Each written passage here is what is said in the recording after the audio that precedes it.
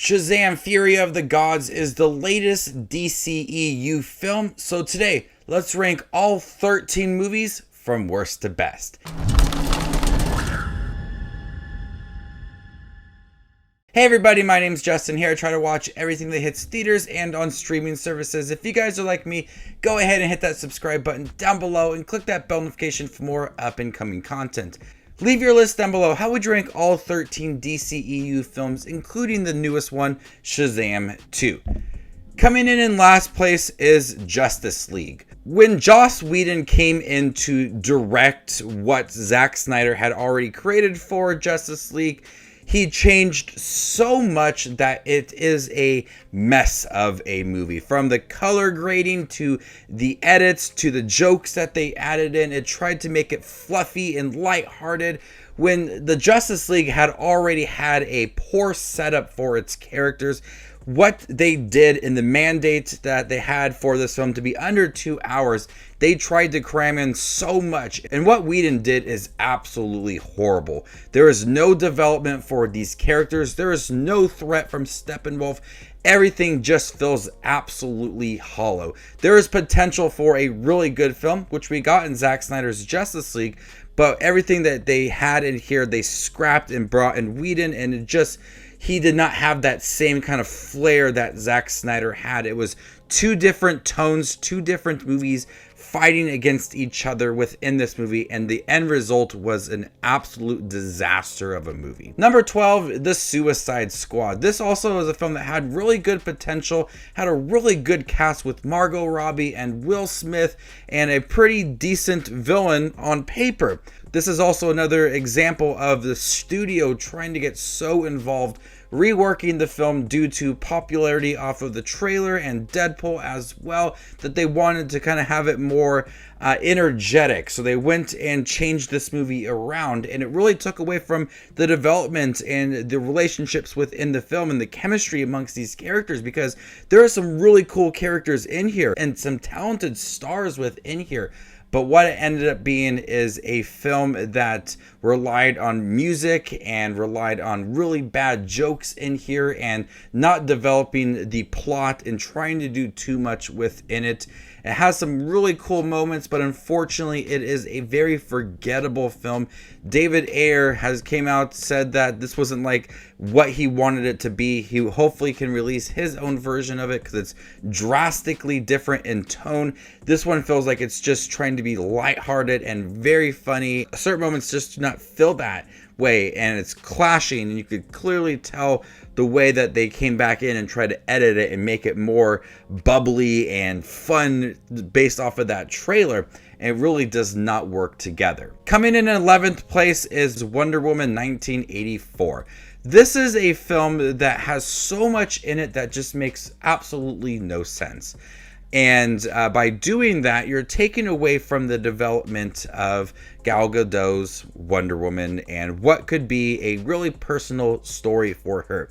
But when you have some of these ridiculous moments in here, it makes it for a very cheesy film. I'm okay with the film being cheesy and lighthearted, but that should be its main focus. But with 1984, you could tell also it wants to have a more powerful story for Diana, and it's just not coming off that way. This is a bad film. I had a lot of excitement going into it because of COVID, and this was like the first big blockbuster that had came out in theaters, and so there was a lot of hype surrounding it, and I remember watching it and just being bored with it and confused by some of the choices that they make in here, especially coming from Chris Pine's character and the villains and just the end of it all. It feels like it is a more classic style of a superhero film. I feel like it's paying more tribute to some of the original Superman films, but there's a lot in here that just makes no sense. It is a hard film to get through and one of the worst DCU films. Coming in 10th place is Batman v Superman: Dawn of Justice. This movie I wanted to love. This film really could have worked if we had a solo Batman film leading into this movie, and also getting rid of Lex Luthor. This could have been a movie really just focused on Superman and Batman, them clashing. It would have been so cool because visually it's stunning. Ben Affleck is amazing in this movie. I love him as Bruce Wayne and that battle between him and Batman. The beginning of the film, how he sees the events of Man of Steel and how it plays out from his point of view is truly smart.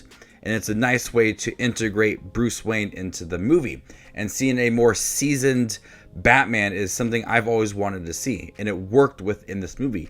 But unfortunately, it's a film that's trying to play catch up to the MCU by introducing Wonder Woman in here and then having some of the Justice League moments as well. It feels like it has this agenda when it's trying to be a solid film, but it's being bogged down by everything else trying to set up a future film. With Lex Luthor and Doomsday and Wonder Woman and Bruce Wayne gathering all of the Justice Leagues, that's something for another time, not this film. This wasn't the appropriate time to set up future films. They were rushing the storyline of the Justice League, and we see how it turned out. And unfortunately, Batman v Superman is a product of the studio trying to rush things because there is potential for greatness in here, but it just does not work out. Coming in ninth place is Birds of Prey.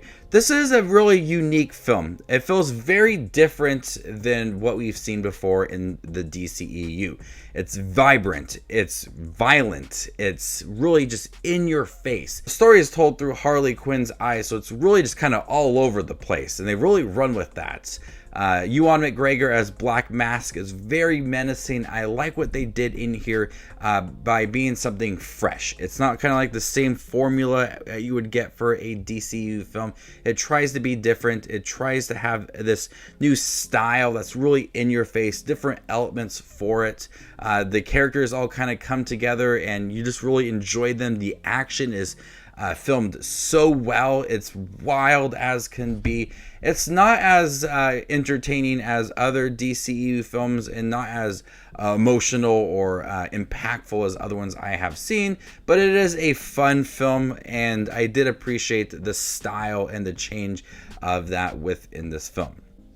Coming in eighth place is Black Adam. This is probably the most simple story when it comes to the DCEU films, just focusing really on Black Adam to the point where you don't even care about the villain in here. And I can't even remember who the villain was when I prepared for this video.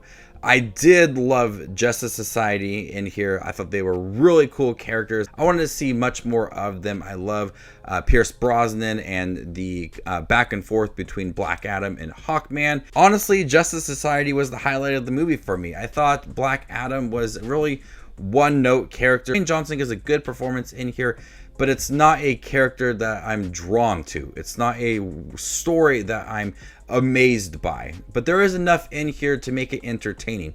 Fun action scenes. The Justice Society is great in here. Dwayne Johnson, funny at times. It is a very simple story. A complex movie. It's not one you have to really focus on. It's just a really simple story with decent action, fun characters, and that's really about it. And that's why it kind of just sits in the middle. It's not like a film that's deep or really challenging these characters. It's not bad either. It's just kind of right there. Coming in seventh place is Aquaman. This is a film that I initially saw back in when it was released, and I really didn't care much for it. But upon watching it for this video, I kind of changed my thoughts for it. It's a fun film. There is some really good action in here. It's probably some of the best in the DCU film. James Wan really takes his style of those horror movies that he has created and handled some action scenes very well. Wide scopes, you get to kind of see everything that's going on in here. There is some really out of place humor, but they are embracing the silliness of Aquaman in here. At times the jokes do not land, and my God, I do not care about them, but sometimes they're pretty funny as well. Amber Heard's character, I think that whole storyline with her and Aquaman felt very forced and really added to the runtime, which was already long in the first place. But I love the development of Arthur in here, him kind of finding his place, his position, and everything that's going on. Filled with a lot of great action, some really haunting scenes as well with the trench and everything that's going on with that. But the action is non-stop. It is thrilling. The visuals are really good. There's a lot to appreciate about Aquaman, but it's long. And there are some really odd jokes and some odd scenes that really just feel out of place with this film. but nonetheless, I think it is a really entertaining movie. Coming in at number 6 is Shazam 2. This was a fun sequel. It really embraced the elements that worked in the first film. It's the family. I love seeing the family come together. It really warms my heart. It makes me smile, and there's a lot of them in here. Adam Brody as Freddy and Zachary Levi as Billy. There's so many cool moments with them. And the gods that entered the film, kind of one-note villains, not really adding too much to it. The tones are a little bit off. At times, it's more serious when you look at Billy, played by Asher Angel. When he's just a teenager, he's worried about phasing out of the foster care system. And when you have Zachary Levi as the superhero, that's where all the comedy comes from. And it really just kind of does not work together, because you have those more dramatic scenes with Billy as a teenager, but they're not really taking it seriously when it's Shazam. And he's just kind of hiding all of his emotions with those jokes. And I think they really could have balanced it out just a little bit. There is a lot of big action scenes at the end. They up the action from the first film. They add new characters, add a lot of jokes, but they embrace what made that first film work.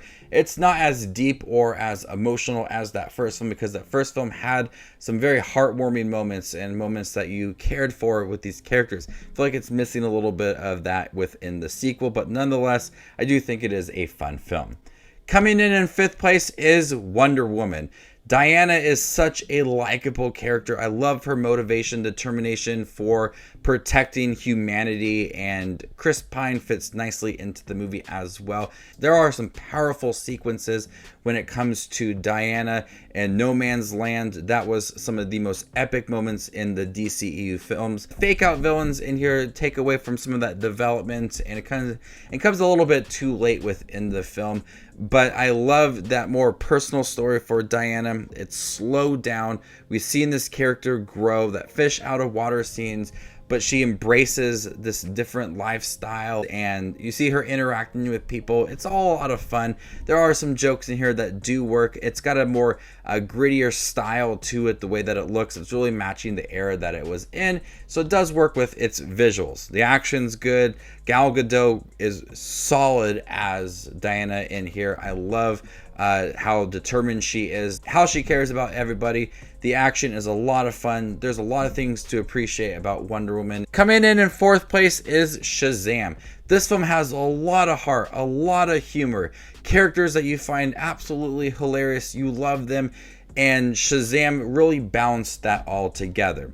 At times, this film is emotional when you look at Billy and his trauma and him with his mother, but then at times it's hilarious when he is Shazam, and then you get the whole family together at the end. It builds up so perfectly, and you enjoy everything that's coming in a great payoff at the end. The villain in here is pretty good, not the best thing ever. There are some times that are truly haunting and kind of feel like a little bit out of place when you look at this more youthful performance from Zachary Levi. And then you got these 7 deadly sins that are terrorizing people. It really kind of just throws you off guard. But Shazam is a perfect example of a film that's so focused on being warm and enjoyable, energetic. It's just a great film. Coming in 3rd place is Man of Steel. This was the first DCEU film and established its tone and what it wanted to do with this franchise very early on, and then they just kind of lost it. But Henry Cavill is perfect as Clark Kent. Probably one of my favorite interpretations of this character. The visuals are beautiful from Zack Snyder. The score is memorable. The focus on this character and him doing the right thing is a perfect story for Superman. Then throwing in General Zod in here really feel that urgency within here. But I love what Zack Snyder did with this film. His flair is there. The focus on the visuals and the epic moments and the build up to him as Superman is earned. I love this film, and it's been such a long time since I've seen it. The visuals there, the action's there, the score is there, The villain is terrifying in here. There's so much to appreciate about Man of Steel, and it sucks that we did not get a sequel for Henry Cavill before Batman v Superman, and a solo film for Batman as well, because it would have made so many more films. Justice League and Batman v Superman, more impactful the more you spent with these characters, but everything just felt so rushed. Coming in second place is Zack Snyder's Justice League.